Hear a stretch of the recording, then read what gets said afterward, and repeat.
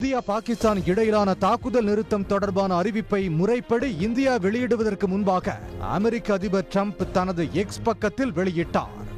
அத்தோடு தாக்குதலை நிறுத்தாவிட்டால் இரு நாடுகளுடனும் வர்த்தகம் செய்ய மாட்டேன் என எச்சரித்த பின்னரே போர் நிறுத்தம் ஏற்பட்டதாக கூறி அதிர்வலைகளை கிளப்பினார். இந்த நிலையில் இது தொடர்பாக விளக்கமளித்த வெளியுறவுத்துறை செய்தி தொடர்பாளர் ரந்தீர் ஜெய்ஷ்வால் தாக்குதல் நிறுத்தம் தொடர்பான பேச்சுவார்த்தையில் வர்த்தகம் குறித்த எந்த அம்சமும் இடம்பெறவில்லை என ட்ரம்பின் கருத்தை மறுத்தார்.